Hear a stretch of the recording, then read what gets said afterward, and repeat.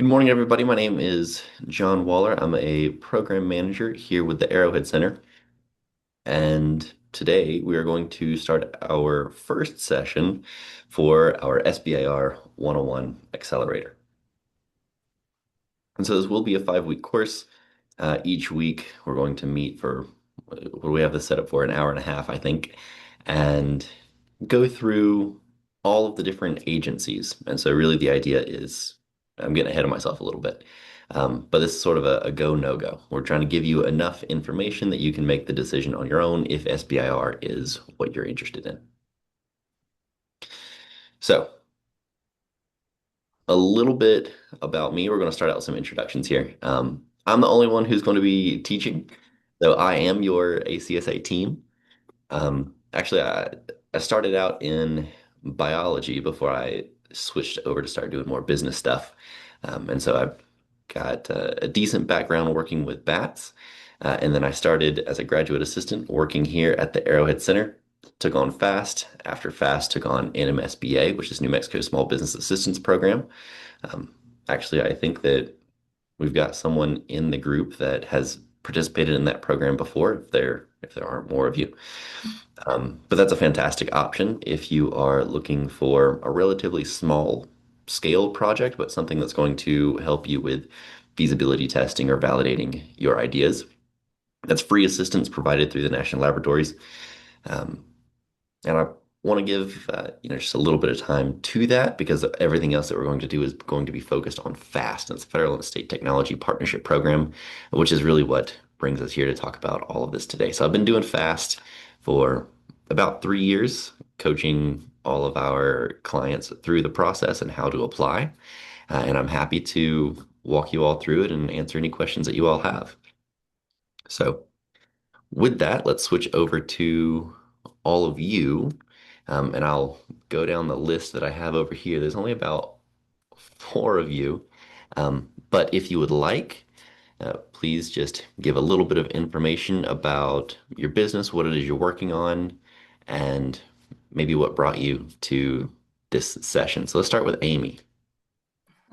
Hi, everyone. I'm Amy Lynn. My business is called In-House CTS. It's a compost toilet business. So we provide products and related services for composting human manure. Just starting here in Santa Fe and trying to keep it manageable for now. But eventually I hope to scale up. And I think the SBIR was interesting to me because I just, I didn't know how I would scale up without funding, first of all. But yeah, is there anything specifically you want me to talk about, John? Um, no, I think that that's a pretty good start. Um, just I, to let everybody know what it is you're working on and, potentially find some collaborators or other interest. Now, this is a small group, so it may be oh, hard to do that here, but uh, yeah, just a little bit about what you're working on. Um, okay. Yeah, so right now we're in the R&D phase and we're allowing folks to try our compost toilet prototype, which is a pretty small thing that fits almost anywhere. And we collect the materials and compost it, and the national labs are helping us in the NMSBA program, oh, testing fantastic. for safety. Awesome. Um, cool. How about David, if you're interested? Give us a little bit about you. Hello, good morning. I'm working on new green building materials and specifically substituting out Portland cement for a iron-based material that I've been developing, and also working on another iron-based biopolymer material. And I'm interested primarily, though, um, I'm interested in SBIR. I've applied a few times and did not succeed. Um, in the last time I've applied to or sent in a project pitch to the National Science Foundation, and that recently was accepted. So that means I'm invited to submit a full proposal. And as background to that, I'm working with the New Mexico Small Business Assistance Program, and I have three grants with them at this time involving Los Alamos National Lab for the cement substitute, and two through New Mexico Tech and also Los Alamos, again, for the biopolymer. So I'm hoping those relatively small grants, which only pay for laboratory analysis, can give me the kind of data I need to proceed to prepare for the NSF SBIR, which, as I understand, I can submit in the next cycle or two. Of course, NSF has just been refunded and reauthorized, so they were on hold for many months because of the federal administration shift in priorities, shall we say. So it may not be that I really need to choose an SBIR program. That question has already been decided. It will be NSF, and it will involve my materials as described in the project pitch. Well, awesome. I'm glad you got the NMSBA, both of you, that you've got NMSBA working on your side. That the information that you get from that does help to support all of that foundational information that we'll talk about in a little bit.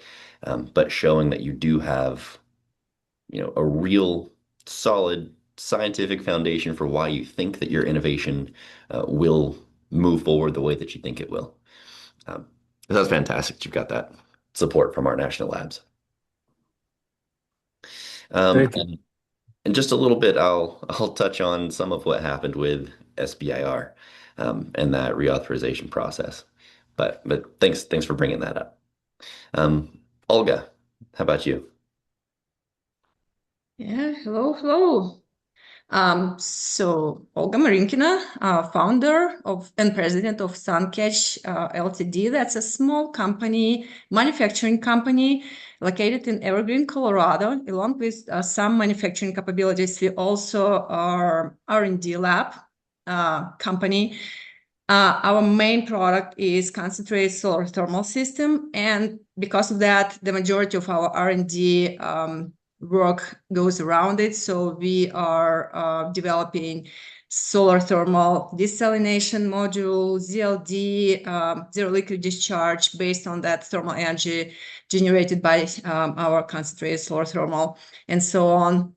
By the way, that concentrated solar thermal technology was developed under SBIR grant with USDA NIFA, so we were awarded phase 1 and phase 2 right after.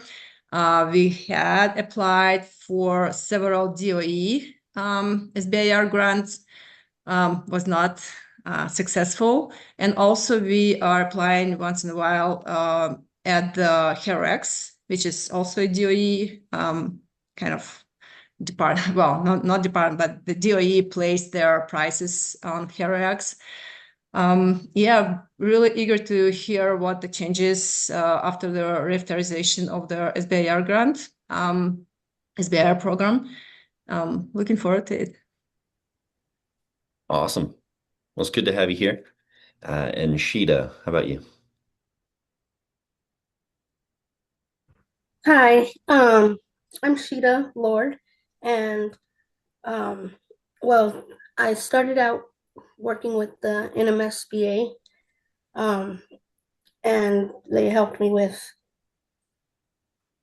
a, a solution that I had, and it actually opened my eyes to bigger things. So right now, what I'm working on is um, like a innovators collaborative, um, you know, building teams to solve real problems and things for clients through creative and practical solutions.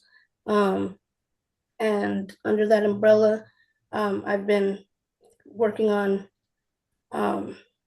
a retail loss prevention solution that will address retail crime through um, just innovative loss prevention technology and strategies. Um, and I've also been working on a community innovation project um, addressing the homelessness crisis. And so that's currently in development as well. And I got an email, about this meeting and figured, why not? I get all the information that I can get. Awesome. Mhm. Well, it's good to have you here. And it's good to see that you're expanding and looking at some other problems too. Awesome. Well, let's get into it. Um, I mentioned that this program is being run through the Arrowhead Center. So this is sort of our umbrella organization that has several different programs underneath.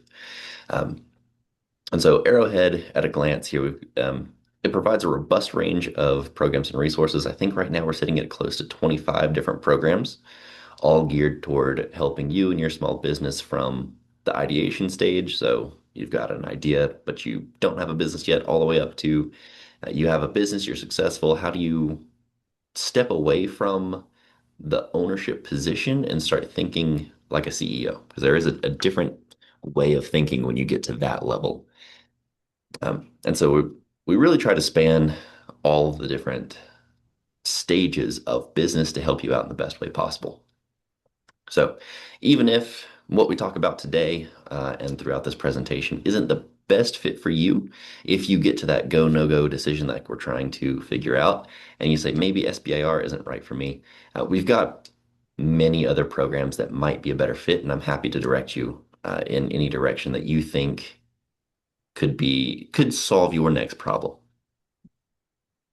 Some of the features of Arrowhead programming: assisting any stage of business, customized assistance through programming, focus on underserved populations, a robust network of mentors and advisors. We do have a list of, I believe it's 60, it's a little over 60 advisors that we have free for all of you, with a wide variety of expertise that, if you have questions, they volunteer time to come and hold office hours to help you out.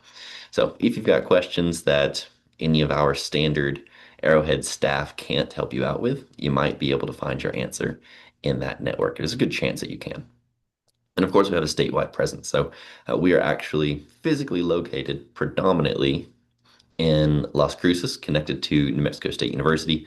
But we do have another office in Santa Fe with the Santa Fe Business Incubator. So if you're up in the Albuquerque area,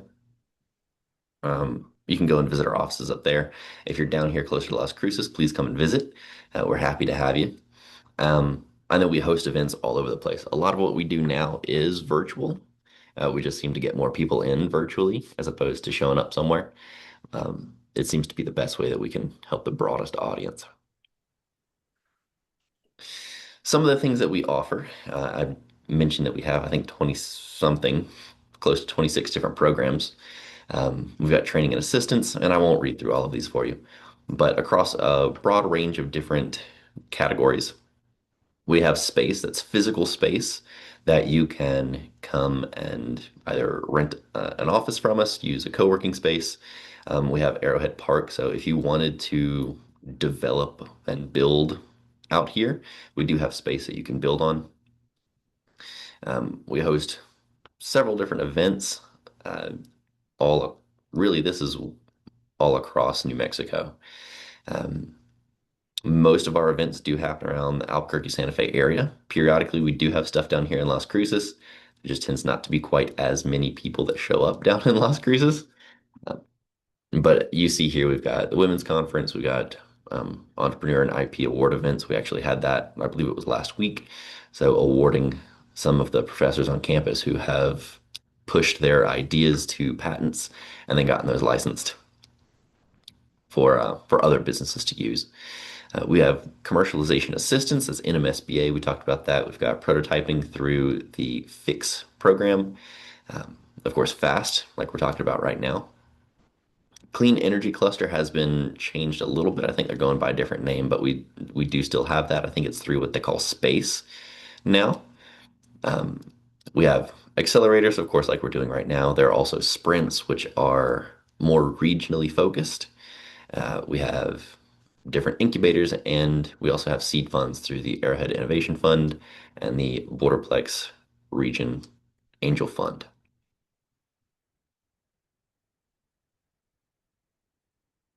So what is it that we're trying to do with this ACSA? Now, if you see ACSA, that's Arrowhead Center SBIR Accelerator. I'll try and cut that out as much as I can and just call it our accelerator. Um, for our goals, we are interested in increasing the number of quality proposals that are being submitted. We want to provide oversight and ownership of the proposal process. There are, and we'll look at this a little bit later, but there are 11 different funding agencies through SBIR and STTR, and they all operate under different rules.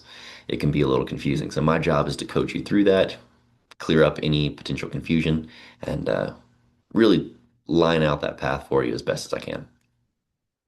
We want to drive the state of innovation. So we want to improve uh, the innovation that we have in the state or to increase it. Demystify the SBIR proposal process. Again, there's a lot of confusion about who's doing what and where. My job is to help you out. And then provide a structured system to explain the process and value of the program. So why would you be interested in SBIR?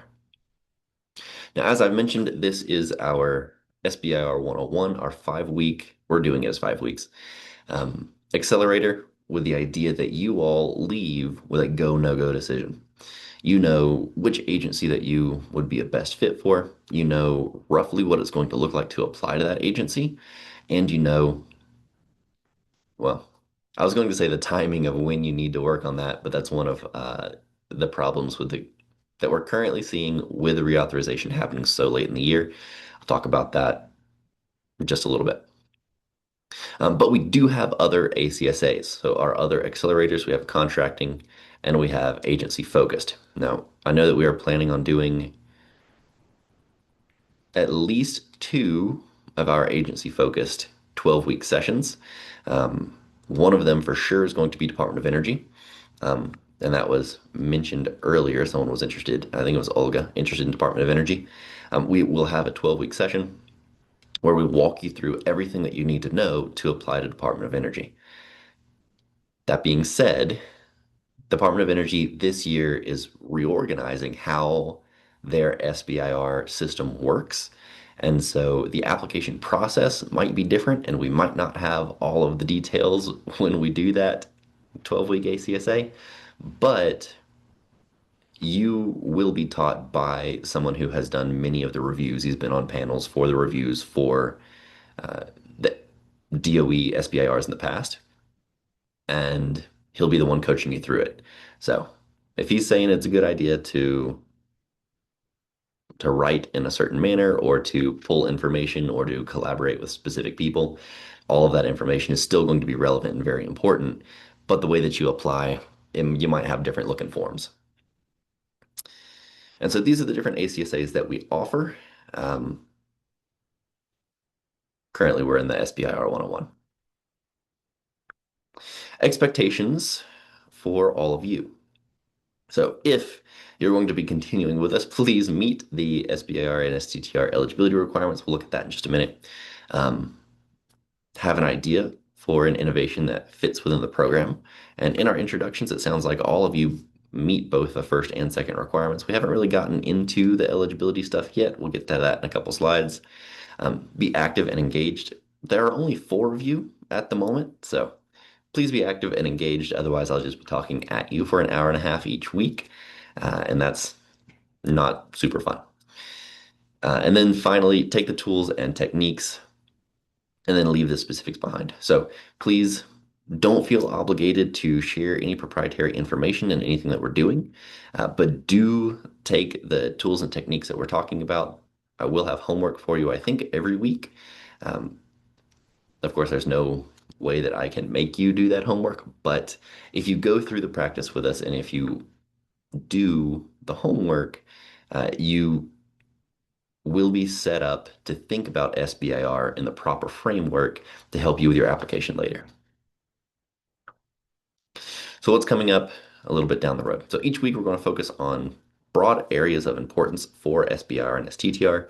We're going to be diving into each of the different agencies that fund it. There will be guided activities at the end of every week.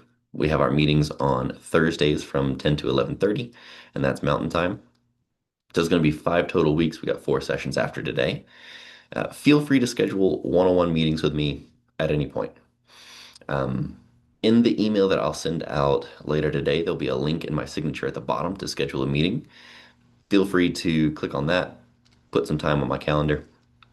If you don't see something that's a good fit for you, or it's just easier for you to send a couple of times over, feel free to do that as well. If you send over a few times, uh, I'll be able to pick the one that works the best, and we can get something on the calendar.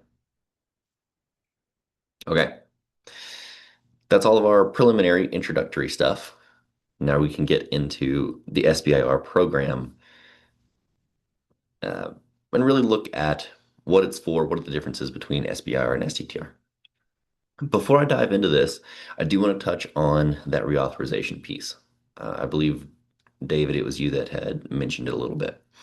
Um, and so what happened is last year in September, it was when we should have had a reauthorization of the program. This program is congressionally mandated, and so we do have to have Congress sign off on it. Of course, send it up to the president sign it, turn it into law, because it forces agencies of a specific size to participate in the program. And I think they've been doing it for something like 40 years at this point. Um, but but all of the agencies expect that it will be there. They've all budgeted for it. And then September came, we had the government shutdown. Government shutdown ended, we all came back, but they were still arguing about the specifics of this program's reauthorization. So Congress, of course, being split into two different categories. There's a House and Senate. And the House said, look, let's just let it go as is for one more year, get everybody started again. And they passed that bill. And the Senate said, no, we won't do it. And so the Senate argued for quite a while about some changes that they wanted made. And eventually the Pentagon said, either you pass something to get this started, or we're going to put this money into other areas because we have the budget for it and we're waiting for authorization to spend it, but we need to get it spent. And so Senate eventually, seemingly overnight, said, you know what, we've come to a conclusion, we fixed it. So Senate passed, House was going to pass it with far fewer changes.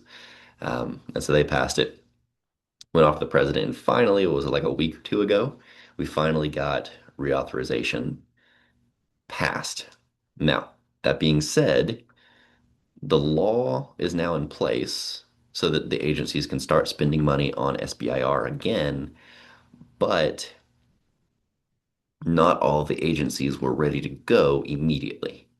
And so, Department of War was ready to go, and as soon as the reauthorization passed, there was a broad email that went out saying, "We're ready to go. Go check our website. We have new topics."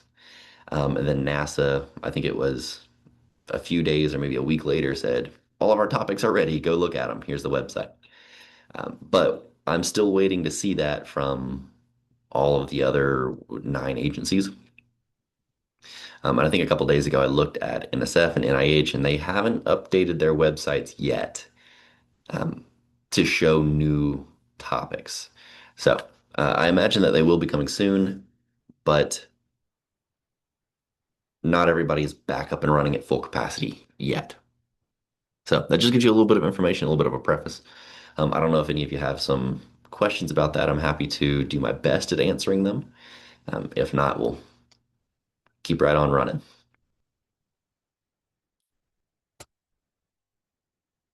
Hearing none, we'll jump into it. So, SBIR, if you are unfamiliar with these acronyms, I apologize. I have been just throwing them around. SBIR is Small Business Innovation Research Program. STTR is Small Business Technology Transfer Program. The goals are to meet federal R&D needs by providing research dollars to small businesses. As we all know, the government does move very slowly, and you heard that in the story that I just told about reauthorization. So the government moves slowly, and you, as a small business, can pivot and move and change and sort of duck and weave much, much faster. And so the government is happy to tell you the problems that they have, the research and development that they need, and they'll fund you to do it. Um, the second goal here is increase private sector commercialization of innovations derived from federal R&D funding. This gets into a little bit of our last point here in point five, and we'll talk about them sort of jointly. But innovations that come from research and development, it could be from you doing that research and development, or it could be from a research institution like our national labs or like universities. Um, Innovations are created, the technology is there. Sometimes it gets patented, sometimes not, and then it sits on a shelf. And so the idea is that they'll fund you to do the work, but also the commercialization has to happen. So there's a very strong commercialization piece tacked onto SBIR and STTR. It's not just research and development. And so we see on our last point here with STTR being the main focus is STTR is meant to pull the innovations out of the research institutions and get them out commercialized. Our third point here, stimulate technological innovation. There are a lot of people with a lot of fantastic ideas, but they don't have the funding to get started. And this is a way to do that.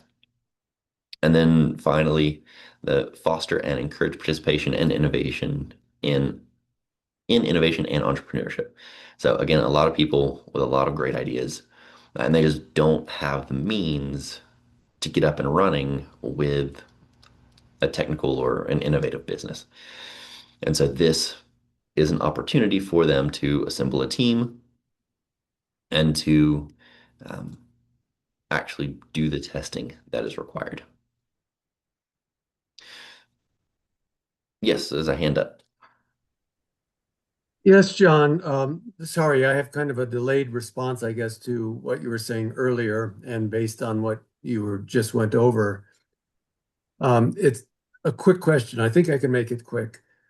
It sounds like we should definitely wait um, before submitting an application till we at least see the list of topics um, uh, and other go-ahead sites on the web page for an agency, in my case, NSF.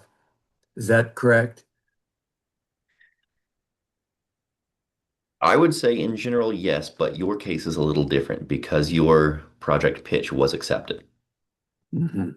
Because your project pitch was accepted, you are bound by the deadlines that were previously stated in the agreement. And so I think that they've changed it. So you've got two open periods, which I believe puts you at about 6 months. You can correct me if Yeah, I'm wrong on that. So it's about 6 months to submit your full application. And so you're still bound by that time period. Now, that being said, I don't expect NSF to wait 6 months to get up and running. I think that they're going to be much faster. I just haven't seen it on their website yet. I see. Well, right. And um, I'm my project pitch was accepted within the topic as we have to designate as part of the project pitch a particular topic. In my case, it's advanced materials. And I'm assuming, of course, you'd never want to really assume too much in this game, but I am expecting that they will not be removing that large topic of advanced materials or changing it substantially to the point where, oh, I have to rethink my whole approach here. Um, I would expect that I can begin writing, working with my team and my partners to put something together, and then submit, assuming that by the time we're ready, they will be ready to. I would imagine that's correct. NSF is so broad with their topics, I don't see it changing very much. Okay. Thank you. Absolutely. NSF is a little funny when we'll talk about each of the agencies in later discussions, but I like to say that they'll fund anything they think is cool. And so their topics are so broad, and because they have almost a rolling application cycle in the sense that, they've got, I believe, three open windows throughout the year, but as soon as one closes, the next one opens the following day. So you're really never stuck without an opportunity to apply to NSF. So I think that you're still fine to continue working on your application and get that ready. Okay. So for program eligibility, to apply to SBIR or STTR, you must be organized for profit. So nonprofits um, wouldn't fit here. And based on the descriptions from everybody earlier, it sounds like we're all on board. Everybody's for profit. You must be more than 50% owned and controlled by either individuals that are permanent residents or citizens of the United States, or if you have ownership that is through other businesses, then those other businesses have to follow the same standard. So more than 50% must be owned and operated in the United States. You also have to have 500 employees or less. So there's a cap at 500 employees. Any more than that, and you're not eligible. And so this is what's been determined as a small business by the Small Business Administration. There is a focus on performing R&D, um, but you do also have to commercialize. That is a huge piece. The two of those go hand in hand with SBIR and STTR. So why might you be interested as a small business in SBIR and STTR? And it sounds like most of you already know, but there's equity-free investment in your company. It allows you to demonstrate feasibility of your idea. Um, I believe Olga talked about the different phases just a little bit. I'll show you those here shortly. But that first phase is feasibility testing. So is your idea possible? And that's the first phase, and they pay you to figure that out. It allows you to start building a team and to build your company for success. So you get to hire people to come and work with you that maybe you didn't have the funds to hire on before. It can help provide due diligence for follow-on funding. If you can make it through all the red tape that the government puts in front of you, there's a very good chance that other people will look at your idea and say, absolutely, we need to fund that.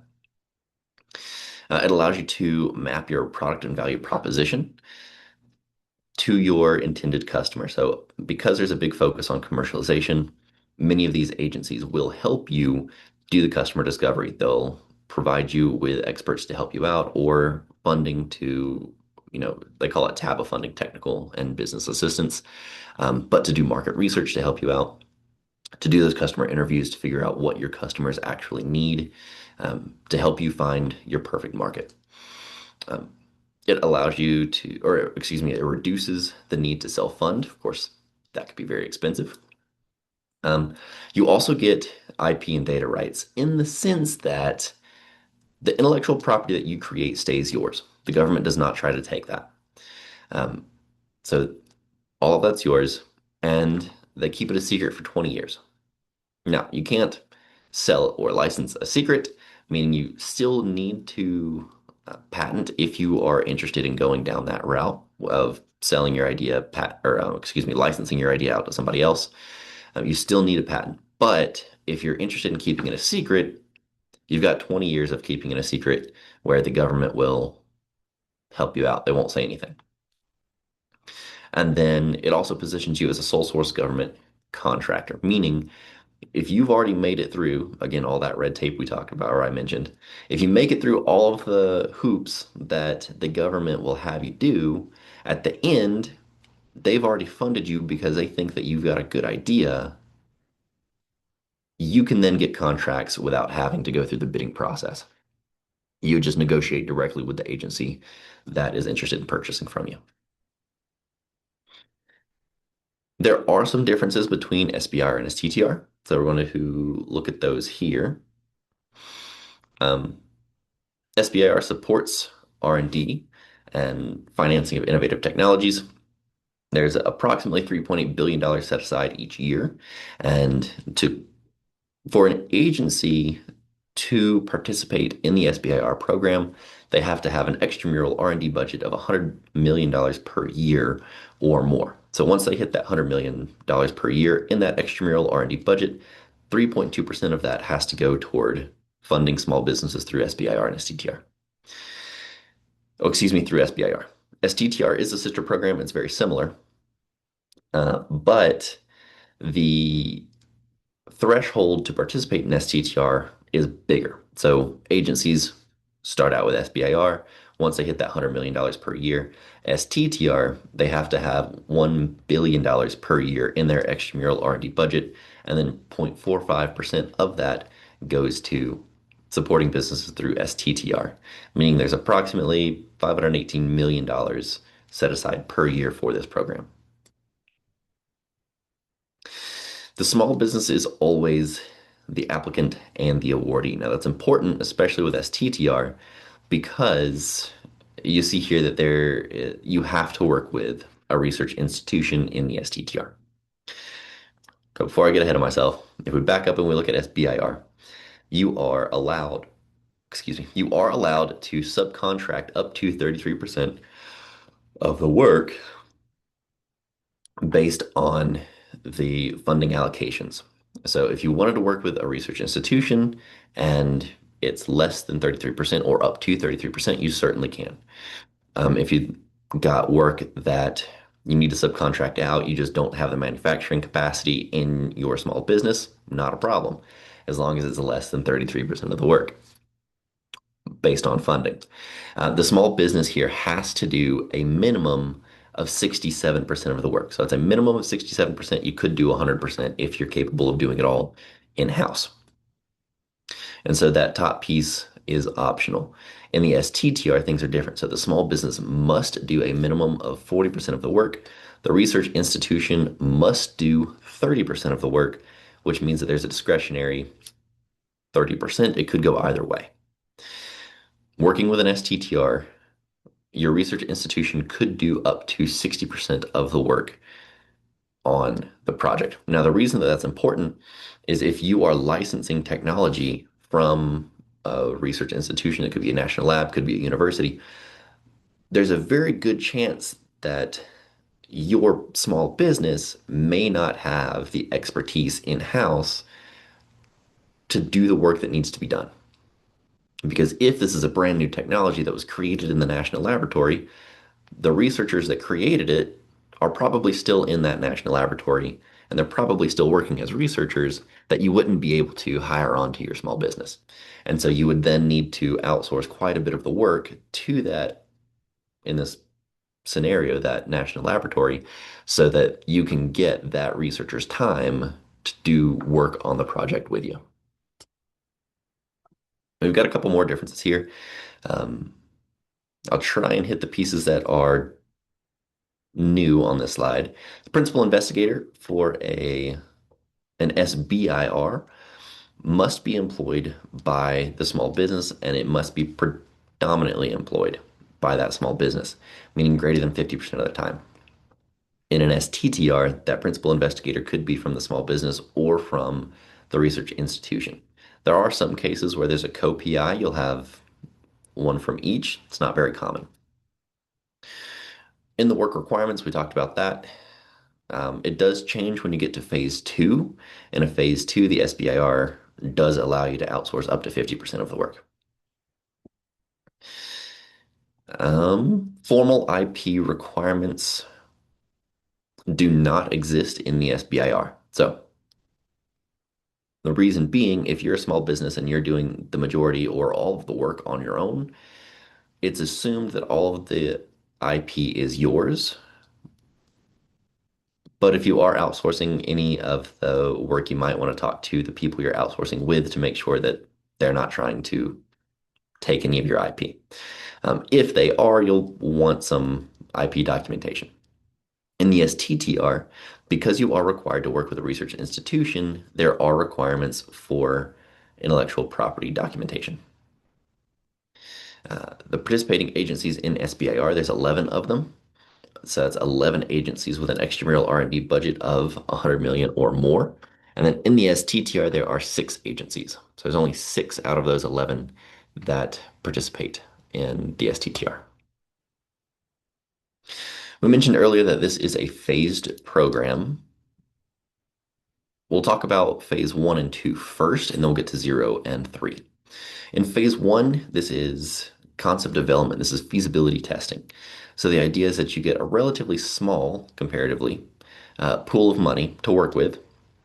So we see here that 75,000 all the way up to 306,000 to work somewhere between 3 and 12 months to test the feasibility of your idea. The idea is that by the end of it, you know if it's worth it to make a prototype or not. Is it going to work? If it is, and you're ready for prototyping, or you're ready for that next step in the development stage, you can go to phase 2. And so phase 2 is somewhere between 0.4 up to $2 million for 2 years.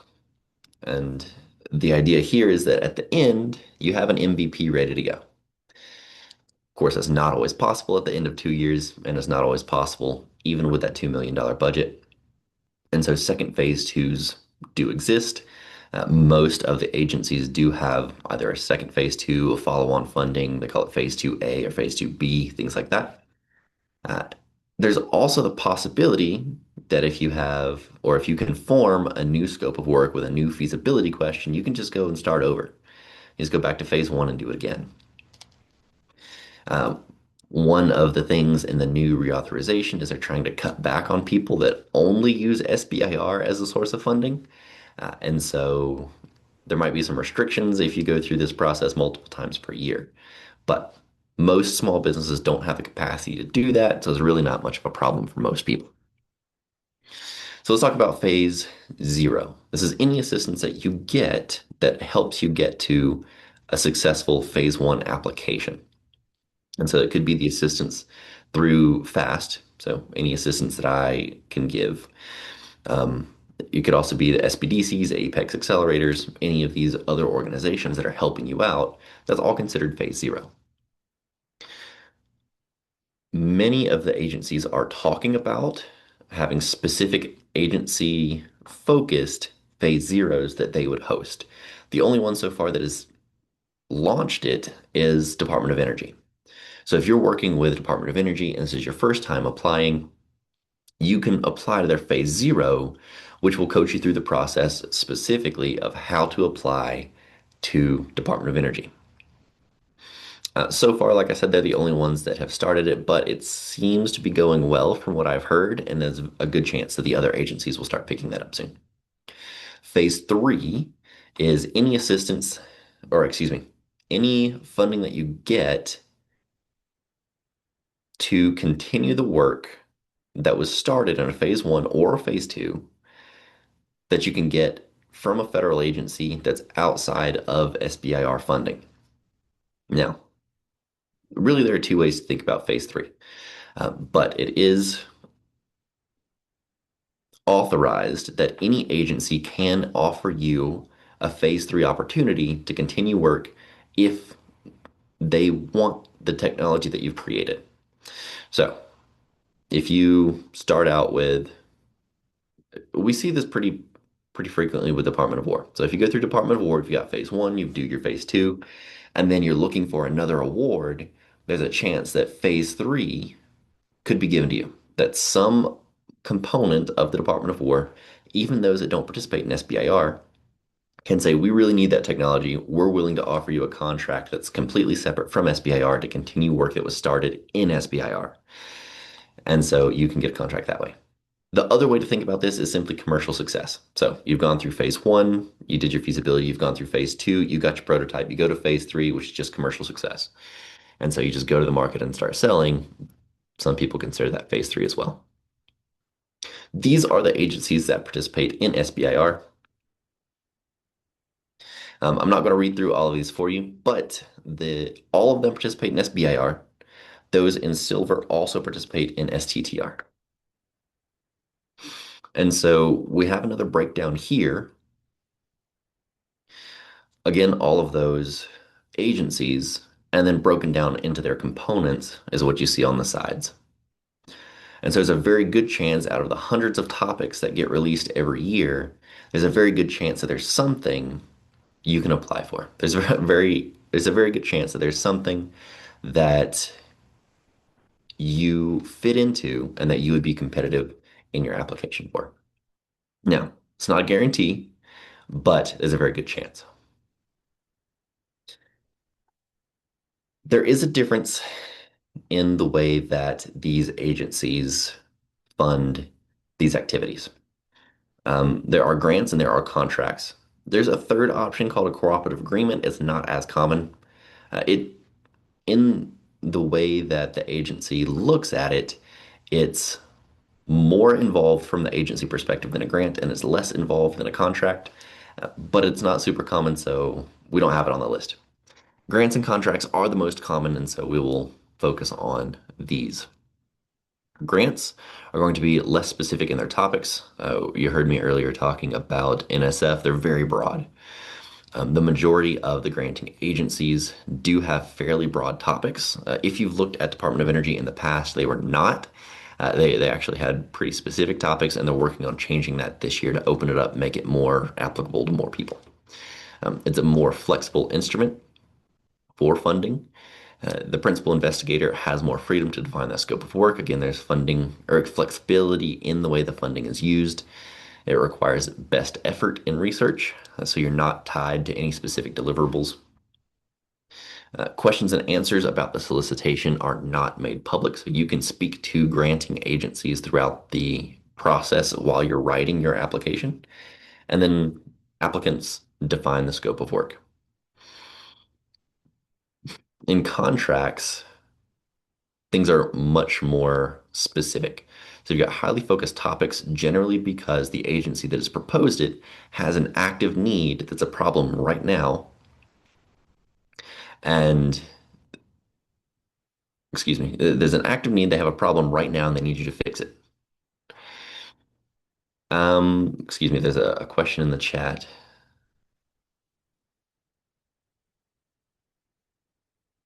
Okay, thank you, David. Um, you do have a binding agreement with these contracts between a buyer and seller. So in the contract, the idea is that you're working on a real solution to a real problem, and at the end, the agency that you're working with will purchase from you. The scope of work is fairly inflexible. So once that's outlined and once you have your deliverables and your milestones, you're stuck to it. Payments are going to be based on those milestones. It does require the delivery of the promised goods. So again, they have a problem. They need you to create the solution for it, and they're funding you to make that solution. They really need that. Um, Questions and answers about the solicitation must be made public, meaning usually there's a pre-solicitation period, meaning they show you what the topics are, but you're not allowed to submit yet. And you can speak and have private conversations in that window. It's usually a couple of weeks before the topic is fully open. Once it's open, and once you have the ability to submit your application, you're no longer allowed to have private conversations. All conversations must be made public. Some of these contracting agencies won't even have a conversation with you at all. So at that point, you're on your own to write your application. And then, of course, the government defines the scope of work here. You, again, are working to create a solution to their problem. So here are the agencies that participate in contracts and those that participate in grants. HHS, which usually I'll refer to as NIH because it is channeled through NIH. They're the only agency that participates in both grants and contracts. So you can see that on their website. When they get back up and running, they'll have solicitations for grants and a different solicitation for contracts. So what is innovation? Definition of innovation is going to be a little bit different depending on the agency you're talking to, because they have to fit within the agency mission, directives, current needs, and also the budget. And so innovation doesn't always have to be something high tech or something novel. Generally, we think of innovation as something that it breaks the status quo, it shakes up a market. It doesn't always have to be that. And so think about creativity, impact, scalability, and something that's solution oriented. Commercial off-the-shelf technology does fit within some of these agencies, not all. But if you're looking at USDA, commercial off-the-shelf technology will work in some of their topics. And if you're working with Department of War, it's not uncommon to be able to use commercial off-the-shelf technology, something that's already been created that you can use in a new application that it wasn't originally intended for, and you can go that route in your application and in your work. Something to think about when you're thinking about innovation is the idea of a technology readiness level. So you've got this TRL scale, and that's technology readiness level. It was created by NASA, I think in the 70s, and it's been widely adopted across all the agencies. And so this is a pretty good way at describing to any of these agencies, and really, if you're looking at other investors, to any of these investors, where you are in the process of creating this innovation. So TRL 1 is a very basic level. TRL 9 is it's proven and people are using it, you're commercially successful. And so where are you in this scale? We've got it broken down here if you look on the left with research, development, and deployment. So research is somewhere around the 1 to 3 level, development somewhere around the 4 to 6 level, and then deployment 7 to 9. If you're coming in to an SBIR phase 1, you're going to have a relatively low TRL. 1 is a little bit too early, but if you're somewhere in the 2, 3, maybe even 4 with your current product, there's a good chance that SBIR phase 1 is a good option for you. In development, this is about phase 2. So if you're applying to a phase 2, hopefully your technology is 4, 5, 6, somewhere in there, with the idea that by the end, you're at a 7. Of course, it doesn't always work that way. It's just sort of a rule of thumb to think about as you are applying. There are no hard and fast rules on this. And another layer to complicate it just a little bit is if you are applying to a contracting agency instead of a granting agency, because you do have specific milestones and deliverables that you have to meet, there's a good chance that even in a phase 1, they would be more interested in your technology if you were a little further along. So if you're starting around 4 or 5, it might be a better fit for a contracting agency just because they need you to move as quickly as possible for them to be able to purchase from you. So we've talked about innovation, let's talk about commercialization. Commercialization is, of course, built into the framework of SBIR and STTR. There is a large emphasis on that, the commercial potential of your technology. When people are, or excuse me, when the reviewers are looking at your application, they are going to review that commercial potential. This is a huge part of your application. And then, of course, the commercialization goal. So what is it that you're trying to do? Are you trying to sell direct to consumers? Is it business to business? Are you just trying to create the technology and license it or sell it? What is the potential for your technology in the market? And you'll want to put in the work to get the numbers and show where those numbers are coming from so that you can prove that you do have commercial viability. One thing that you can do to help you out is use this ARL. So we talked about TRL. This is the adoption readiness level in the ARL. This was created a few years ago by the Department of Energy, and it's a pretty good resource for you. It's not been widely adopted yet. So if you start talking to different agencies and you start bringing up your ARL or your adoption readiness level, it may not make sense to everybody you're talking to. You might have to explain it first. But in this format, you've got, if you look in this matrix on the left, your y-axis, you've got your technology readiness level. So You do your evaluation for your technology readiness level, you calculate that in, figure out where you are on that scale, and then your adoption readiness level, the ARL takes into consideration, I think it's 14 different components, which include what regulations are there in the market, how many competitors do you have in the market, um, you know, what what team do you have, things like that. And it really compiles a lot more market information so that you can couple that with your technology readiness level and see how strong or um, how likely you are to succeed if you launched it right now.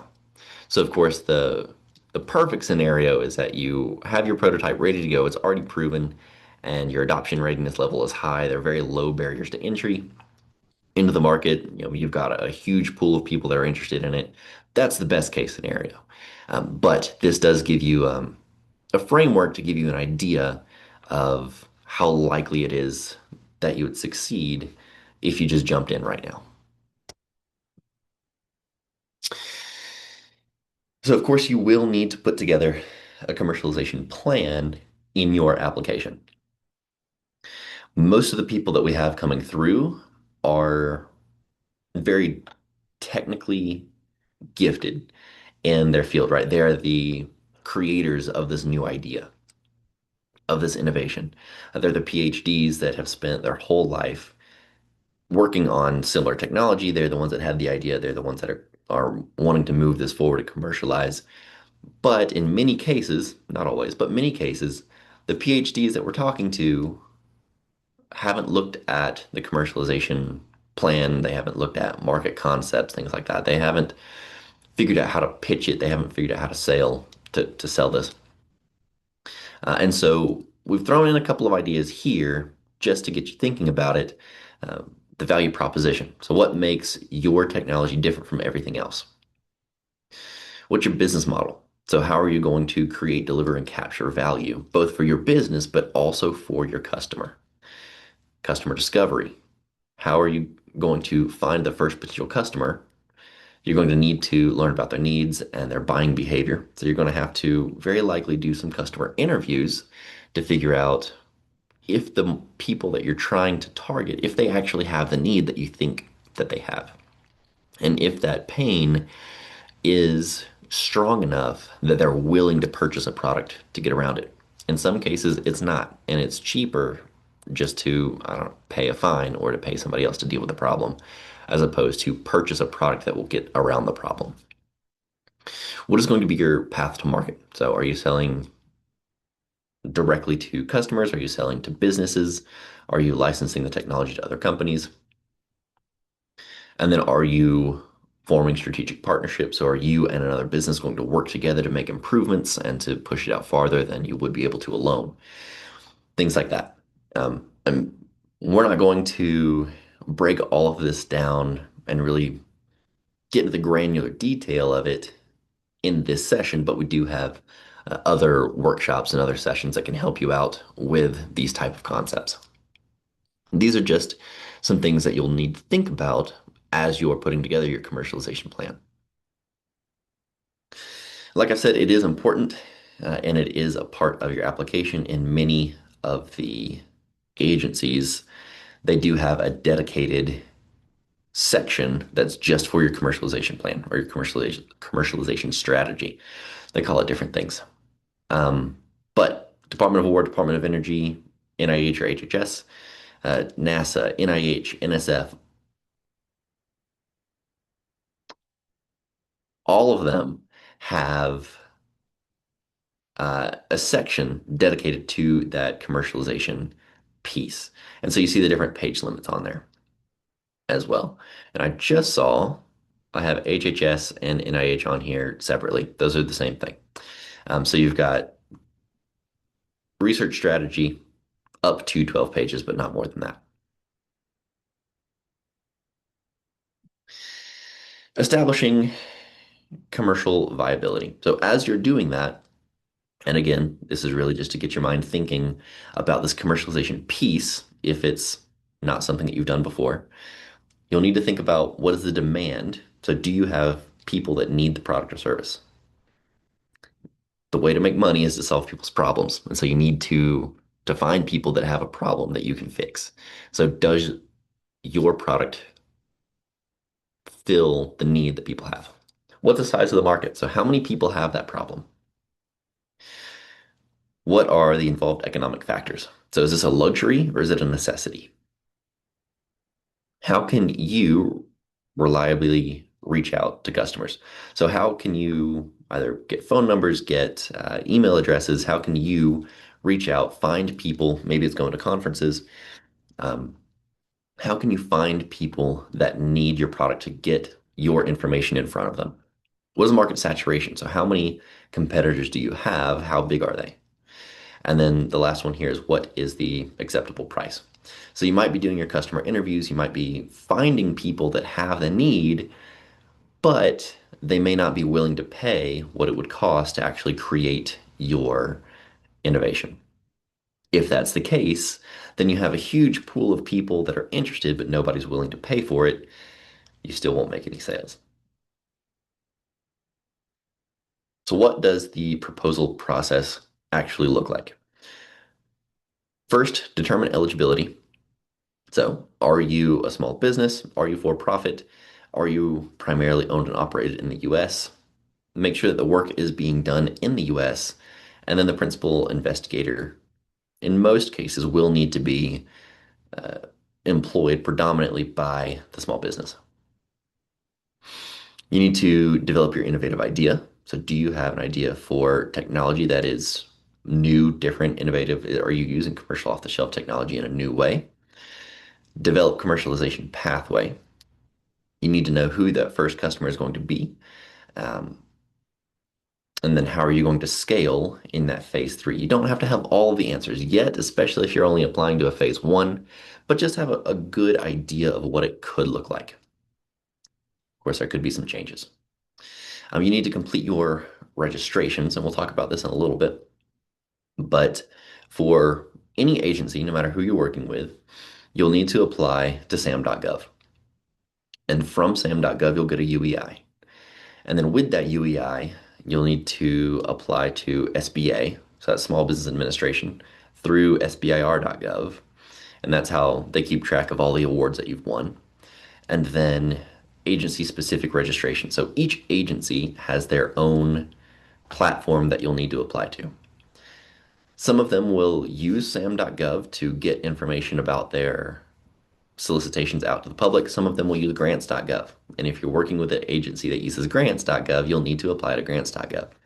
And then there are even more specific registrations from that because many agencies will use grants.gov to tell you about the solicitation, but you won't be able to apply through grants.gov. And so you'll need to apply through research.gov or SAMS or ProSAMS or there are many other ones. And we'll talk about all of those in coming weeks.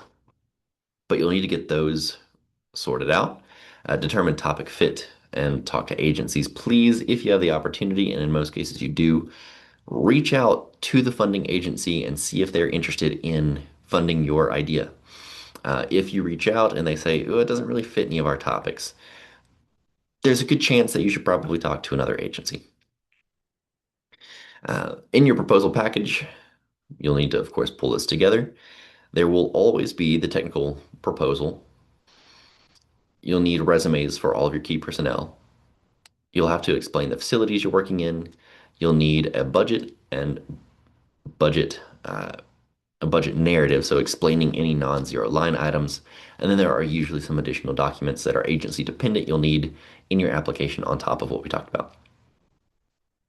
Always get a third-party reviewer to look at your application. And I always coach people, or I always try to explain, please get somebody that's a little bit rude. Because if you get somebody that's nice and they read through it and they say, oh, it looks good, but there are questions that they had that just haven't told you about it or they just don't think it's a big enough problem, those questions that they had will be similar questions that your reviewers have. If there are holes in your application, you need to make sure you're getting those filled. And so if you find someone that's a little bit rude, they would be much more likely to write out where all the holes are and tell you what needs to be fixed. Don't take it as a personal attack. It's just what you need to move forward and get the best possible application. If you need a review, I'm happy to be the reviewer person for you. At any point in the writing process, if you'd like an extra set of eyes, please send it over my way, and I'm happy to look at it and try and guide you if I have any comments. Then, of course, you submit. Please do not wait to the last minute to submit your application. Um, if you wait to the last minute, we have heard stories about so many people applied, the website shut down. You don't get extra time for that.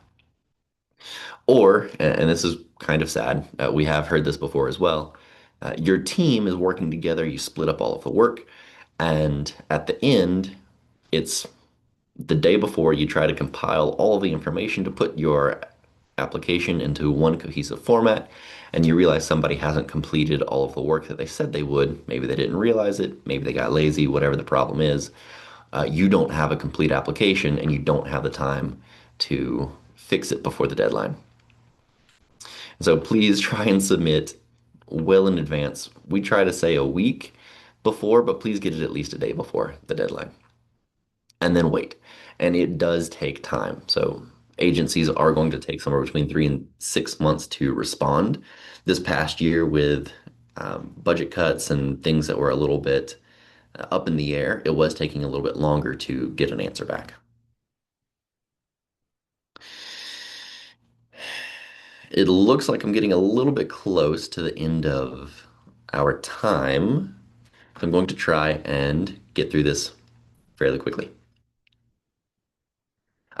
Just to give you an idea of some success stories from SBIR and STTR, all of these companies have come from SBIR, or they all at one point used SBIR to help them with their innovation.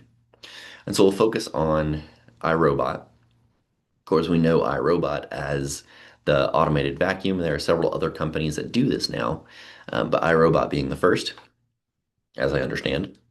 Um, they were awarded about 30 Department of War awards between between 2001 and 2009, totaling over $10 million. 17 of those were SBIR phase ones, and then they had 8 SBIR phase twos, meaning they had a total of 25 SBIR awards. 30 total awards means they got 5 other awards from Department of War somewhere else. At the time of writing this, which admittedly is a couple years old, they had over 450 employees working at this company now. And might sound a little bit funny that iRobot was funded through the Department of War, but where they started was bomb drones or bomb robots. And so the technology that feeds into the automated vacuum was originally created to save our warfighters by creating a robot that would go and defuse bombs or check out to see if what they were confused about, or excuse me, what they were concerned about was actually a bomb in the first place. So this is where all of that funding went into that later became the vacuum that we know today. So they created the technology here, and then their commercial success really was using the technology that they had created, converting it into a new format so that it could be widely used across the US. So why is there an emphasis on innovation? Innovation is, of course, the foundation of SBIR and STTR. The technology should be new, novel, or unique in some capacity. Now, of course, that definition will depend a little bit with the agency that you're talking to. Innovation helps companies grow and scale. And they say that small businesses innovate and large businesses acquire. So there's a very good chance that you, as a small business, as you are creating your new ideas, you'll start to get offers from larger companies that want to pull in potentially you, your team, your intellectual property, whatever it is. You've made the new thing, and a larger business will try and take that and incorporate it into whatever it is they're working on, hopefully with a fairly large payout for you. And then the technical challenge. Most SBIR and STTR agencies require you to address or solve some technical challenge. Either that's a direct problem that they have, like with the contracting agency, or it's a broad problem that we see in really just the US overall that they want a solution for, that they're hoping you can take to some commercial success. Solving a technical challenge allows you to look at other issues. So, one way that I've heard this described, and I think it's pretty good, and so I'll share that with you here, is solving problems is cyclical, meaning as soon as you solve a problem, you've pushed through, you've innovated, you've fixed the problem that you saw in front of you that allows you to push forward and find the next problem. And so there are an infinite number of problems to reach the end goal that really continues to change all of the time. And so if you're going around and you find your solution, now you've just found a new problem. You're back at square one. Of course, you're farther along technologically, but you're back at step one in the sense that now there's a new problem that needs to be found, or a new pro that or a solution needs to be found. And so innovating allows us to continue pushing forward and solving more and more problems. And that's one of the big ideas with SBIR and STTR. So we've gotten through the introduction to SBIR. Do we have any questions before we get into the homework?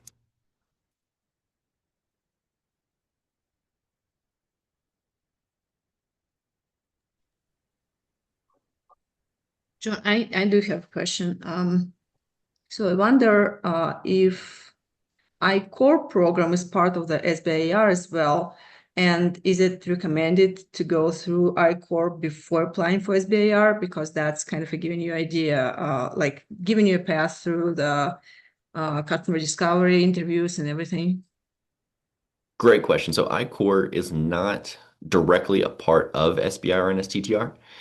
It is recommended that you go through I-Core if you can, and several of these agencies will offer funding for you to go through I-Core while you are working on the SBIR program or when you're working on it. So they're not the same. I mean, they are separate entities, but SBIR does like when you've gone through I-Core previously. And if you have not gone through it previously, many of these agencies, especially NSF and NIH, will fund you to go through I-Core. Thank you. Another question is, so letter of interest or letter of commitment, are they still required for phase one, or there been any changes? Changes in the requirements for phase one, is that what you're asking about? No, changes in requirements for letters of interest to be submitted for phase one. Or are you speaking specifically about Department of Energy? Not really. I mean, USDA was also recommended to submit a letter of interest from the industry, Mhm. even for phase one, especially for phase two. Oh, I see. Letter. Yes, letter. Yes, yes, yes, yes. That's going to be agency by agency. Some of them, I think most of them call it a letter of support. Um, But Yeah. the letter of interest or the letter of support, finding somebody from outside of your agency, of course, or excuse me, outside of your business that is interested in purchasing your technology, if it exists, it does help in most cases, but most of the agencies don't require it. And even periodically, you'll find an agency that will not allow you to submit one. Okay, I have my question if you don't mind. Mhm. So speaking about the path to market, is there any specific path to market prioritized by SBIR? I mean, like, do they uh, like when the company applying for SBIR is planning to become, let's say, manufacturer or the licensing technology out or partnering with other companies? It is preferred if you create the product. Um, of course, you don't have to build up and be a manufacturing plant for it, but it's preferred that you keep your intellectual property instead of either immediately licensing or selling. You could immediately license or sell, and they're not going to make you pay all the money back, right? But if your plan from the very beginning is we want to create this and then immediately sell it to somebody else, it's less favorable than producing it on your own. So you mean it would be a better idea to apply for the patent first and then license? Is that what you're saying? Oh, you're more than welcome to apply for the patent. If you're, what I'm saying is, if your plan is to apply to SBIR and then create your minimum viable product, and then after you've created it with your patent in hand, you just immediately sell the rights to somebody else, that's not preferred over you create the product, you create the minimum viable product, right? And then you go to market and you sell it yourself. If you're selling it yourself and you keep all of the revenue for your business instead of licensing it out, so for somebody else to get the revenue from sale of the product, then it looks better in your application. It's not, like I said, it's not required to create and produce the product on your own, but it does look a little bit better in the application. And if we decide to partner with a different with other company, kind of to merge our technology and their technology into the like separate product altogether, is it okay to partner with a company from another country, like Japan in our case? I'll need to look at the new reauthorization. They do have some restrictions on foreign influence and control, foreign control and influence of foci. So if you develop the technology and then you immediately go to another country to find a partner, depending on the country they're from, I think Japan is fine. I don't think that there's any problem with that. But say you went to China, um, there is some concern with working with Chinese companies. Okay, okay. So we'll double check. And the last question. Uh, so we have a how do you say, engineer, well, physics, PhD in Russia who developed the technology, and the technology is in TRL 9 right now, testing at the hospitals for people as a medical device. But our idea is to bring that solution to United States and utilize it for like different applications, not as a medical device for people, but instead for hatcheries or for canine applications, for DoD and so on. Is it possible or is that restricted? Um, because the technology is coming from Russia, yeah, I would have to go and check that list again to see what countries you can and cannot work with. So that would be step one. But is it possible to bring it in and apply to SBIR? Yes, theoretically. But you again, you might get caught on the foreign uh, control and influence. Even if we kind of rethink and re-engineer the technology, but just keeping the initial idea? If it's just the idea, I guess my question to you is the original inventor, or is that person going to be involved in the process? He can be just as a consultant, but no more than that. And he's not requesting any money for that. So he's not going to be in the budget for sure. Yeah, that would be the potential concern, is if you're working with him, that there is still some influence from a foreign entity. Oh, okay. Okay, thank you. Absolutely. Um, and we are pretty close to time here. So let me run through this. Oh, before I do, though, I think, Amy, I saw you unmute previously. Uh, no, that was an accident. I didn't mean to. Oh, Yeah. no worries. Okay, let's get through this homework piece then. So I've really got two things that I want you to do. And the first is create a one sentence pitch. And so next week when we meet, I want you to show off your one sentence pitch.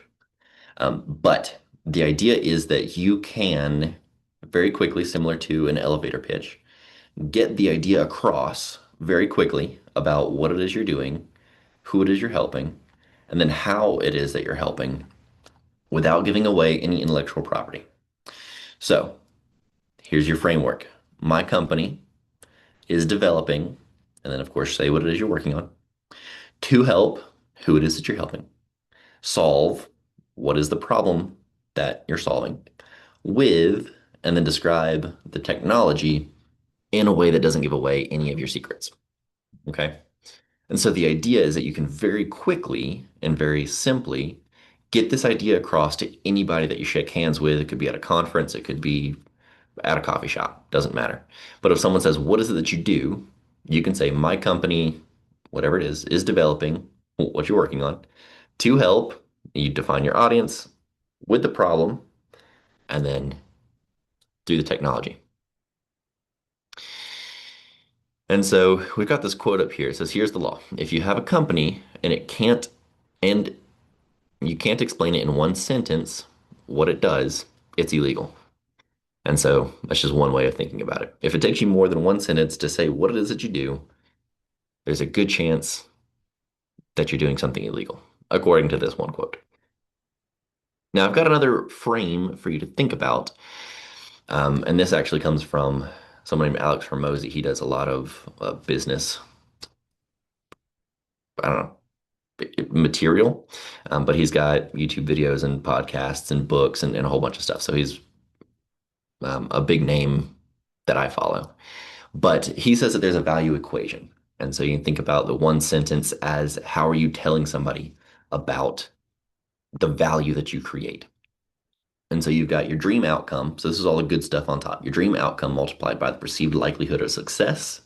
And then you divide that by the time delay and the sacrifice and effort. So if you can think about how you're creating value for your clients in this framework, you can also create your one sentence pitch with this framework. So you can do it either this way or the previous format. Either way, that's okay. But the idea is that you can incorporate that value into your one sentence pitch or your one sentence hook. And so as you're shaking hands, you can immediately identify who it is that would be a potential client or potential customer or somebody who knows who your potential client or customer would be. If you're at a conference and you're telling people what it is that you do and you give them your value, the value proposition in your one sentence, you can see their eyes light up and you go, oh, this person either has a problem that I'm trying to fix or they know the person that has a problem that I'm trying to fix, and you can move forward from that. But the idea is that you can incorporate your dream outcome in the time period, and of course, the shorter the time, the better, with the effort and sacrifice. You want to try and reduce the effort and sacrifice that your customer is experiencing and increase the perceived likelihood of success. And of course, the dream outcome. When you're looking at this, of course, the things on the top, your dream outcome and your perceived likelihood of success, you want those to be as big as possible. Your time delay and your effort and sacrifice, you want to be fairly small. And the farther apart you can get these two, the bigger the dream multiplied by the bigger the likelihood of success, the higher the value compared to small time delay and small effort and sacrifice. So, any questions about that?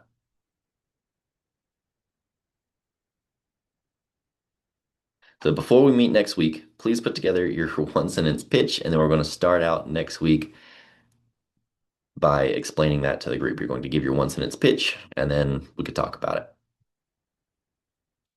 The next thing is if you are interested in working with the government in any capacity, please go register with sam.gov, or at least start looking at what you need to apply to sam.gov, because it can take quite a bit of time.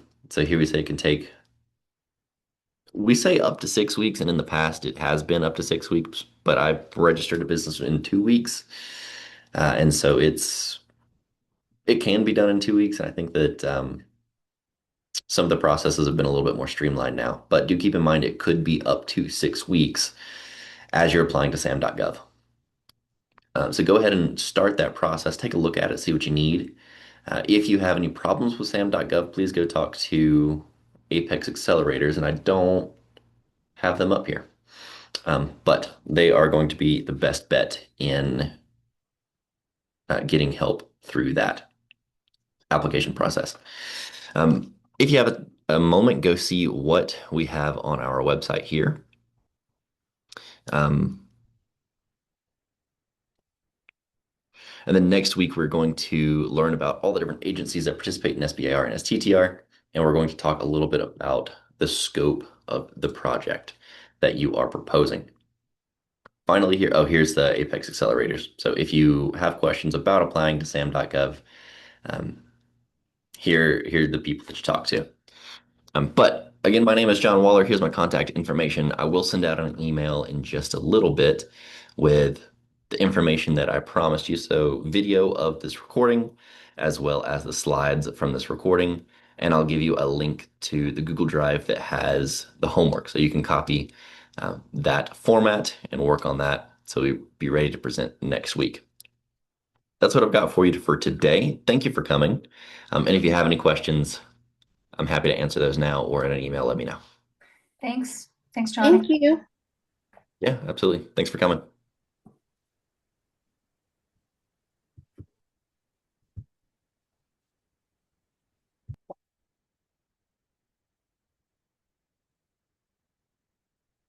Hey, George, you got any questions?